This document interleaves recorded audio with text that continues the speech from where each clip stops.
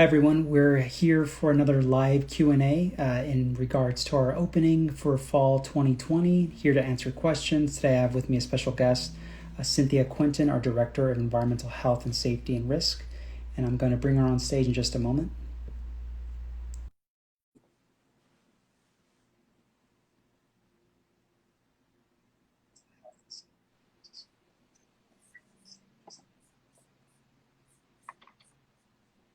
There we go. Hello. Hey Cynthia, how are you? Well, thank you. So again, my name is Tim Campos. I'm the Director of Recruitment Programs and Outreach in the Admissions Office at Art Center. And we thought it'd be helpful for either new incoming students or our returning students to ask questions with specific leaders on campus who might have questions regarding the fall opening process. And so we know many of you are going to be joining us either remotely, in person, or a hybrid, a mix of the two. And so we thought we take your questions. So this week we have with us Cynthia Quentin, our Director of Environmental Health and Safety and Risk, and she'll kind of walk us through all the preparation and planning that they've been working on, her and her team and other members of the college community, to really make sure that we're ready and we're keeping at the top of mind health and safety as we prepare for our opening for those who will be joining us. So again, welcome Cynthia, and maybe you can again walk us through a little bit to get things started, kind of what that process looked like. I know you've spent a lot of time getting us ready for fall. Sure, thank you. A lot of what we had already started with emergency planning, we commenced about 4 years ago. So we were trying to prepare the college for any type of emergency. And one of those was providing the infrastructure for our electric or our basis for software and hardware. So our IT was very poignant in this whole preparation. So in addition to getting our infrastructure ready, preparing all our emergency response. So that provided the great foundation for us to make this transition once the pandemic started, which was essentially in January. Right. And so kind of maybe we could walk through, if I'm a student coming in, I'm not a student, reminder, but just as a scenario, if I'm a student coming this fall in a couple of weeks, going to be starting, what can I expect in terms of day one from starting the term, and kind of what that process looks like? Either I have class on campus, or I need to access a particular makerspace, a facility. What does that process for approval look like? Well, what we're asking for is everybody to get ready now. I'm getting a little feedback. Sorry, I'm getting a little feedback. Start to be ready and be healthy. And by that, we mean start to sleep, eat, prime your immune system, so that when day one comes, the first step will be the questionnaire.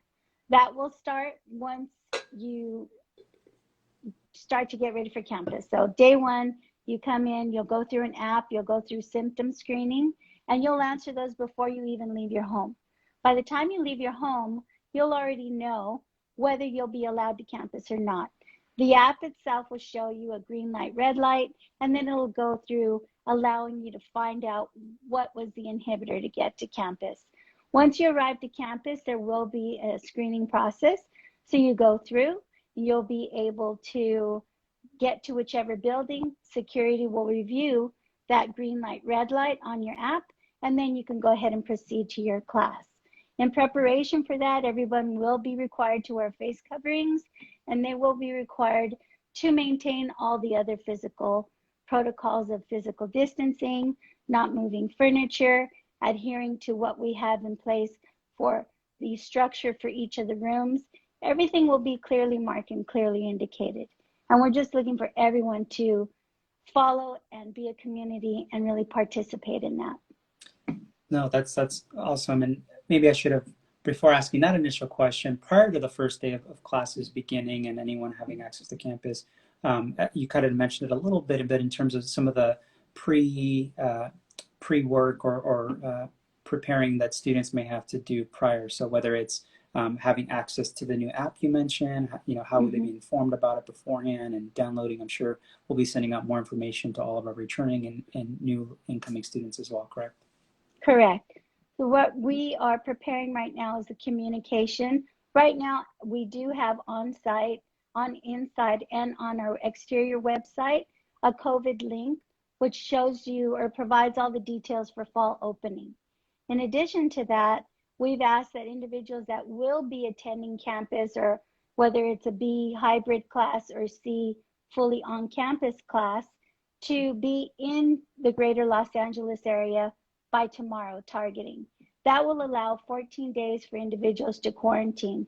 And during that time, we're asking everybody to be cognizant of the environments they're in, stay home, wear their face coverings if they have to go out, avoid large crowds and gatherings with individuals outside of their own home. And if they are traveling or recently arrived, there will be that transitional period, even for themselves, to monitor, self-monitor how they're feeling, symptoms, prepare by making sure they have their primary care provider identified, their insurance cards downloaded, and just anything health related ready to go for day one. Right. And so, and with that too, something you mentioned earlier, and, mentioning following guidelines, whatnot, I just also want to point out that Cynthia's been our point of contact, really connecting with all local, county, and state officials regarding getting us ready. And so I know there's a lot of information out there, but, you could rest assured that Cynthia has been our person really connecting with all of the local authorities regarding public health and safety from a county and a state level to really make sure that we're following those guidelines accordingly. But something else I wanted to bring up was your note on mask. And so we obviously know that everyone entering campus, whether it's students, staff, faculty, everyone will have to be wearing masks. Just to make sure that everyone's clear on what type of mask. Maybe you can briefly just mention, and I know we'll share this information in detail with anyone coming to campus, but just a couple helpful reminders regarding masks and the types of masks that are appropriate on campus. Sure. We know that the masks are a preventative measure and our number one weapon in our arsenal right now. So we're asking that individuals wear, if they're homemade, they can be double or triple ply. We ask no gator bibs or none of the masks that have exhalation valves. So none of those, but single or double ply, no, excuse me, not single, double or triple ply, homemade or the ones that are purchased. You can also, we will be providing the same type, either in cloth for staff and faculty, or the disposable double masks for students. The student masks were generously donated by an alumni, but our faculty and staff, we've purchased them as our employees. Great. No, I thought that was important to know because, again, I know it could be confusing out there with the topic on mask and what types of masks are appropriate. And I know we're very particular on what is appropriate and what's used in classroom versus what may be utilized in a shop or a particular makerspace. And we will be sharing that information in greater detail as you get ready to enter campus as well. Another question is in regards to the screening process for someone once students have access to the app and they're able to do the pre-screening that verifies whether they have access to campus or not. In terms of symptoms, and if someone maybe weren't to be approved based on how they completed the questionnaire to gain access, what are some of the symptoms either that you're looking out for that identifies that a student wouldn't, or anyone trying to enter campus, student, staff, faculty? What are some of those symptoms that we're monitoring, looking at, that would not allow someone to actually enter campus, be approved?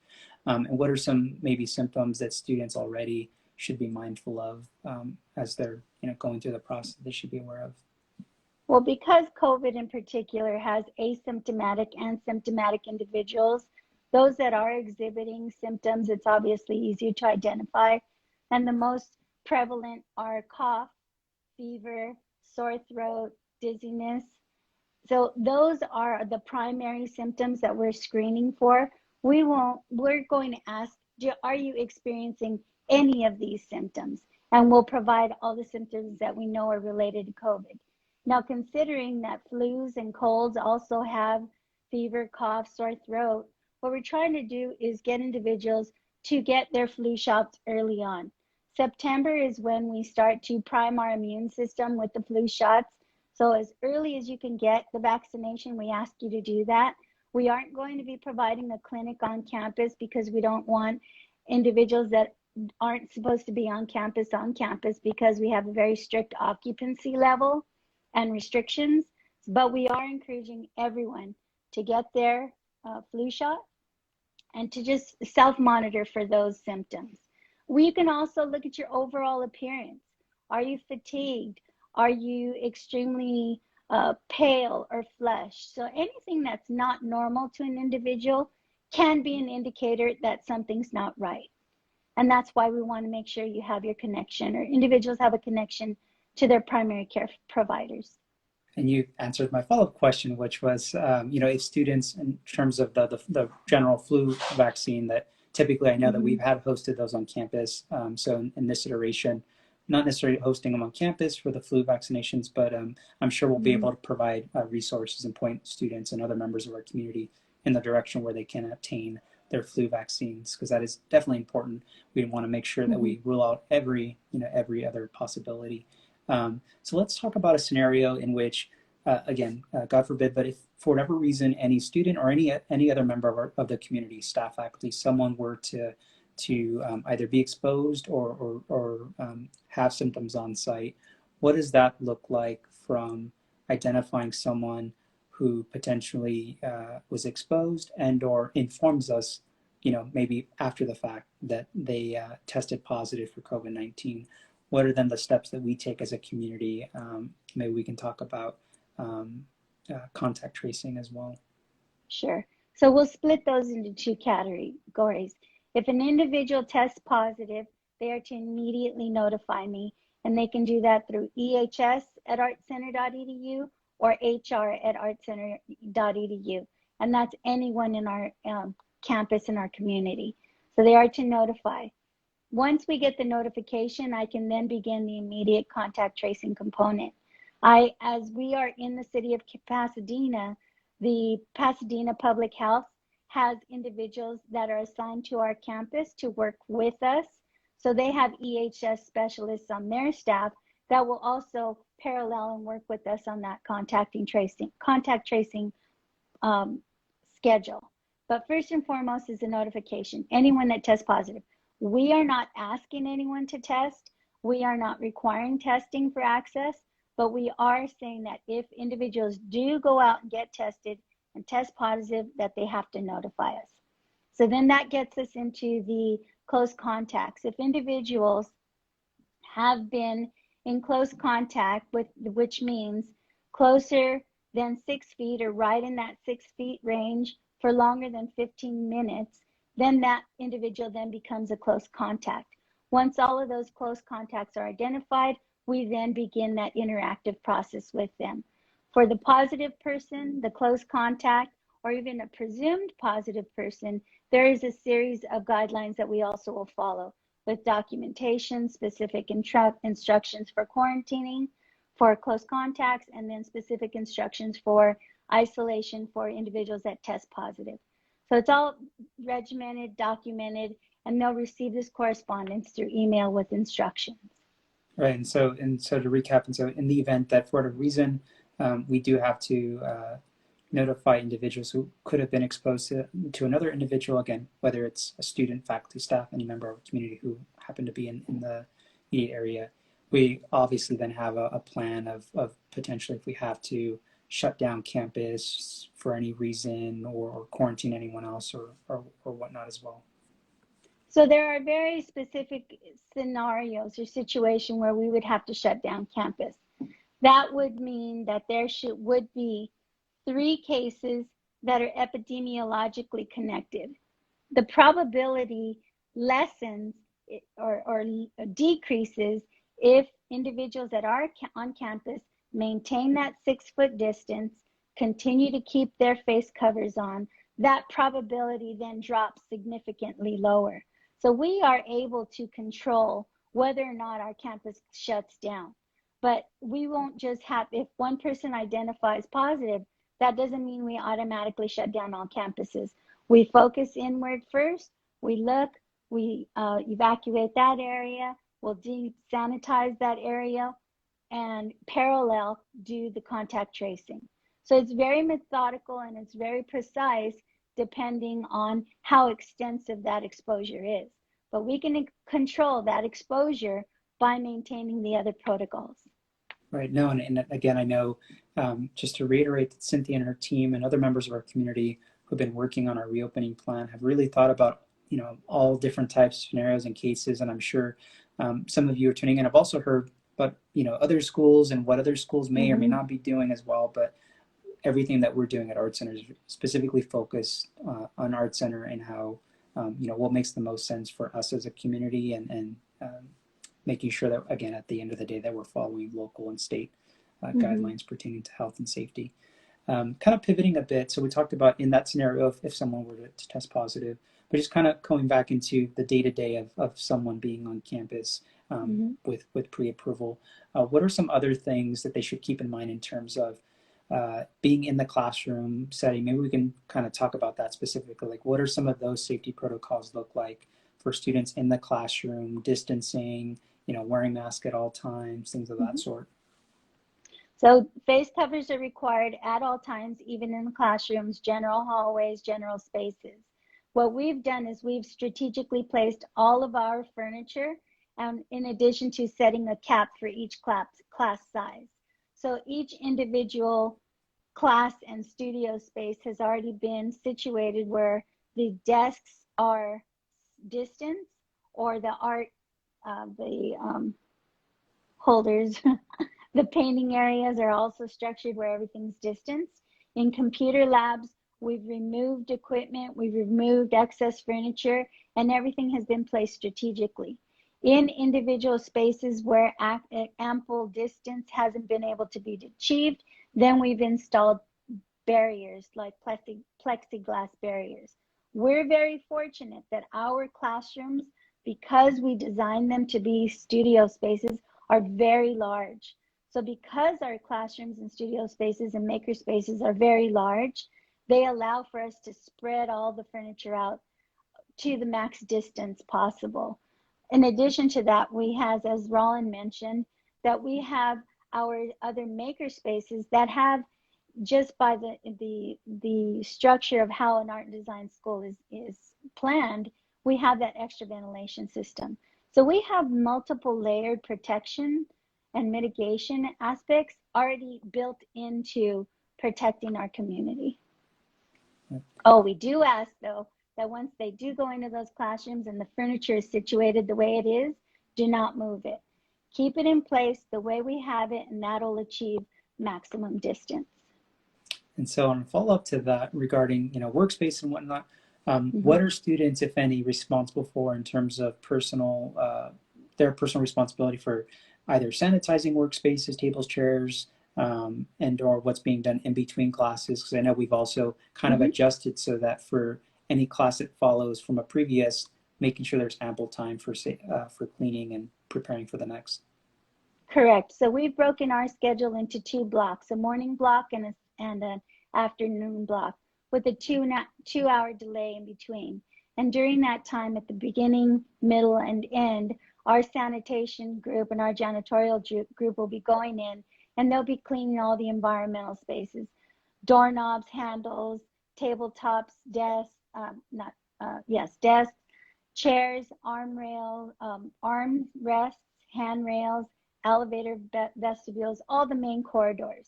What individuals are being asked to pay attention to specifically is their immediate and personalized tools, their own laptops, their own stylus, their own mice.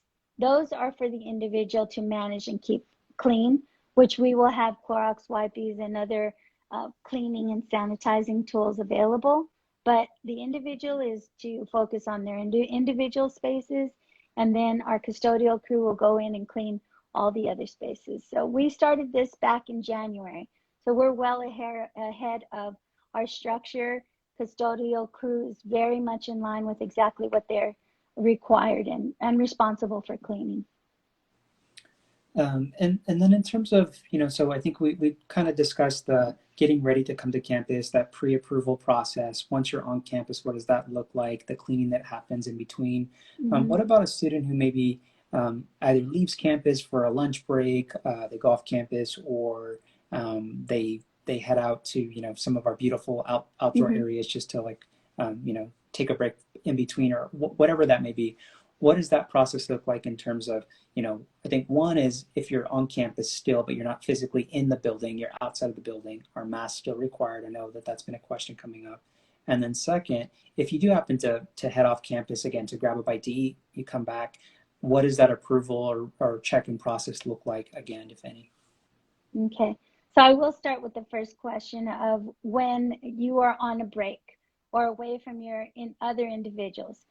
Because we do have the luxury of ample space on both of our campuses, and we know that people are going to need a break from wearing their face covers.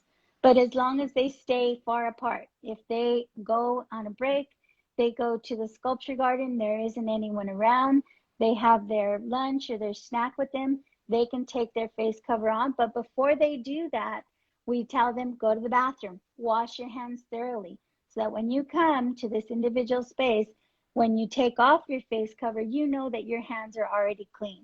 And before you start eating, you know your hands are clean. So that's the first part. And again, making sure you're away. If someone starts to come a little closer, we're going to ask, hey, I'm on my break right now. I want to keep distance. People are okay to say that, and we should respect each other enough to say, okay, I understand. Sorry, I'm getting too close. But the most important part is, if you're going to take your face cover off, you have to be on a break outside, away from other individuals. Does that help? Yeah, no, That's the perfect. first part. Okay. And I also know that we So were, then coming back, yes. So then if they do go off campus and come back, they will still be required to go through security again, just so that they can see what two things will happen at the initial phase. I forgot to say, they'll also be given a pass.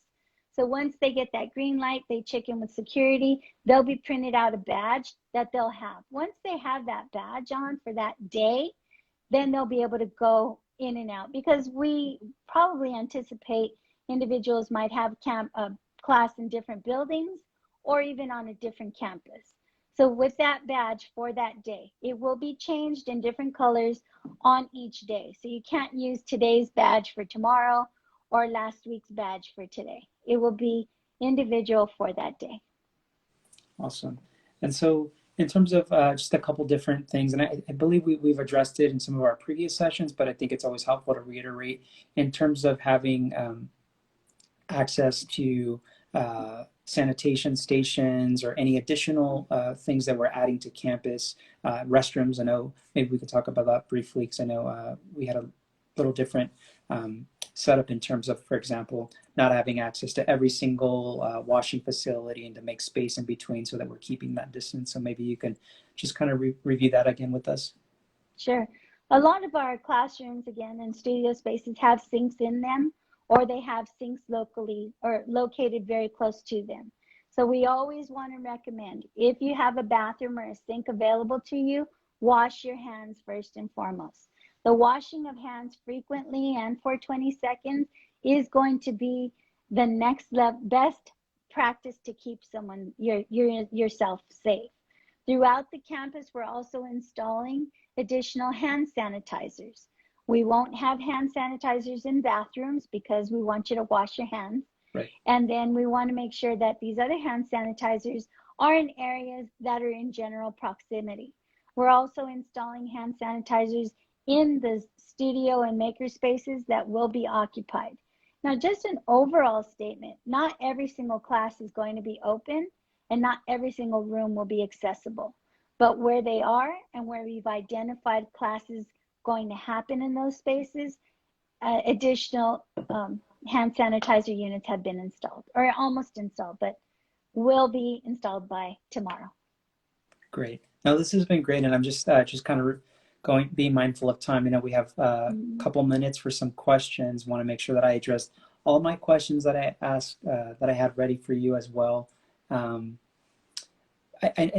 Maybe I'm incorrect, but I feel like as we were talking in terms of my mind, maybe how I was visualizing, I was visualizing Hillside campus, and I know we're talking about Art Center in both Hillside and South, but any differences between check-in processes and or modifications or things that students should be aware of with Hillside versus South Campus and gaining access and kind of the day-to-day? Yes. So at Hillside, every individual that comes on the campus will be required to park in the student lot or the south parking lot. Everyone coming on the campus must go through the Sinclair Pavilion. That's where our security staff will be situated to do that registration and clearance process.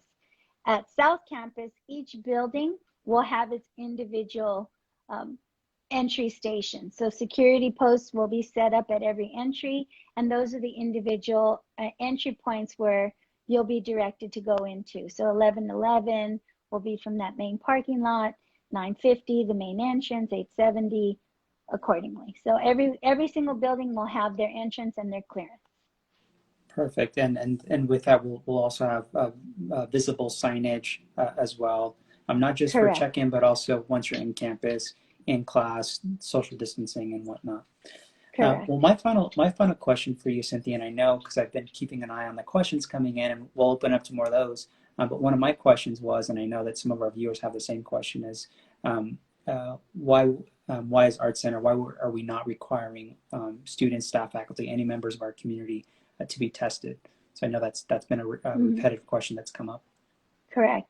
And one of the things that we, even back in March, when we started determining what we would require and what we wouldn't require, the timing factor of when we get the test results is a significant point. So if an individual tests today, and right now there's still variance on when those results will come back. Yesterday, the governor stated that they will be starting to partner with a company that will turn around test times between 24 to 48 hours. That isn't necessarily the case statewide right now. So there's a variable from 24 hours to up to 5 days. In that case, by the time if I test today and I don't get my results till Friday, from here to then I could have had progression on the virus itself, because it does take 14 days for it to fully incubate. So there's a lag time on that, which would be a lagging indicator.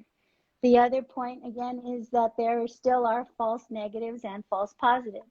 So what we're approaching, how we're approaching it, and it's much more conservative, is if we get a report, individual is starting to feel symptoms, we're going to require those 14 days of quarantine.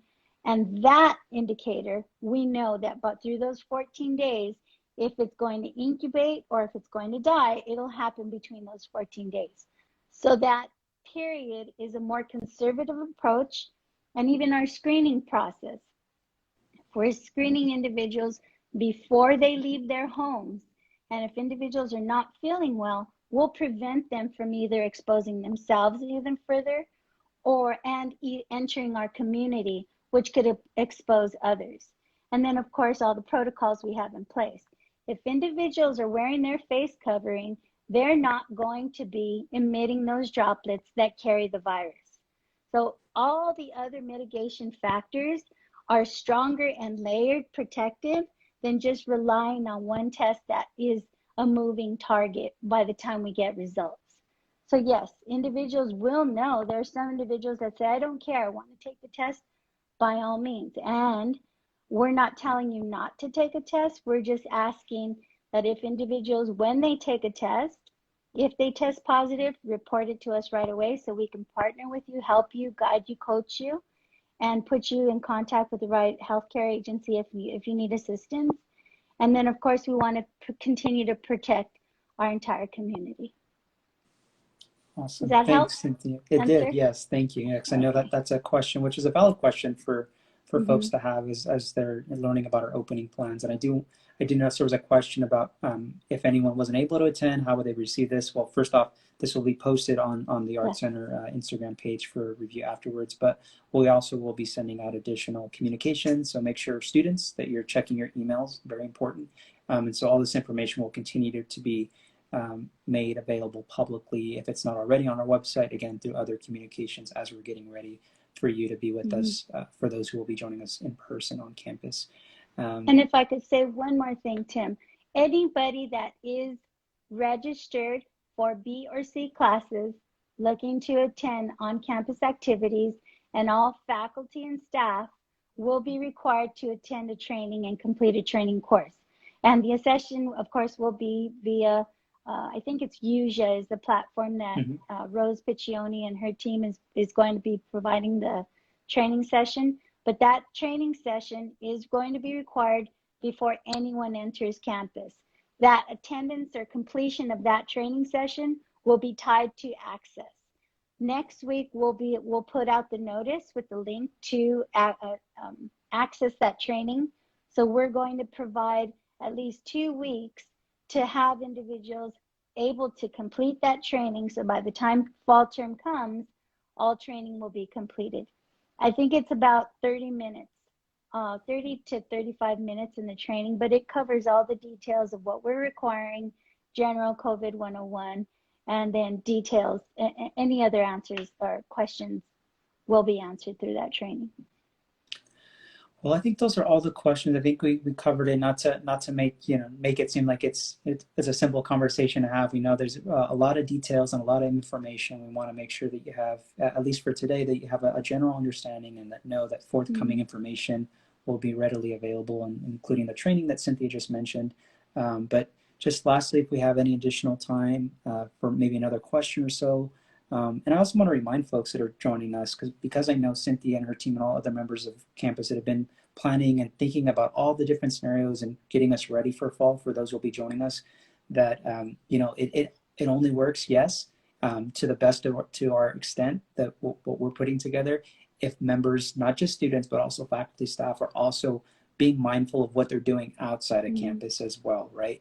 It's one thing when you're on campus and you're following all the guidelines that we put in place, but think about it in terms of this. Whatever you're doing outside, you're potentially bringing that to campus as well. And so being mindful that you're doing the best to your ability to also follow those our local county and state guidelines as well, maintaining social distancing, wearing your mask properly, and doing all those different things, limiting social distancing with groups and whatnot when you're outside of campus, so that when you're coming to campus, I think that's maybe the best way for us to look at it. And I mentioned that, Cynthia, because I know that other schools are doing things differently, and some schools have had certain instances come up, and it's just a reminder that we're doing the best that we can with individuals like yourself, who are being mindful and connecting with the appropriate local and state authorities as well. And it is about responsibility. It's about a partnership. It's about caring for our community, because we together are Art Center. We wear our face covers, we wash our hands, we stay distanced. We can make an impact, not only locally, but every single location around the world where Art Center community members live and breathe and abide and interact. The safer and more cognizant and conscious that we are of our activities, we can impact this virus, and we can take a more strategic and defensive approach to eliminating this virus if we work together. Wash your hands, wear your face covers, stay 6 feet away. It sounds simple, and it should be, but it's perfectly fine to remind folks to, again, do all of those 3 things, and we'll get there hopefully sooner rather than later. So again, I want to thank Cynthia Quentin, our Director of Environmental Health and Safety and Risk at Art Center. Thank you for sharing with us your knowledge. I know it hasn't been an easy road to get to where we're at today. Just know, anyone tuning in, additional information will be forthcoming. So be on the lookout, especially students. Make sure you do check your email. And join us next week. We'll talk a little bit more about orientation for our new students, and hear from Celeste from our Center for Student Experience, and she'll kind of run us through some things regarding orientation, and also just returning students, things that you should be aware of as well. Any questions from now until then, please send those general inquiries regarding our fall campus reopening to EHS, Environmental Health and Safety, EHS at artcenter.edu, and we'll keep a lookout for any of those questions, and we'll see you all next week. Thanks again, Cynthia. Thank you. Have a good afternoon. Bye-bye. You as well. Stay safe, everyone. Bye-bye.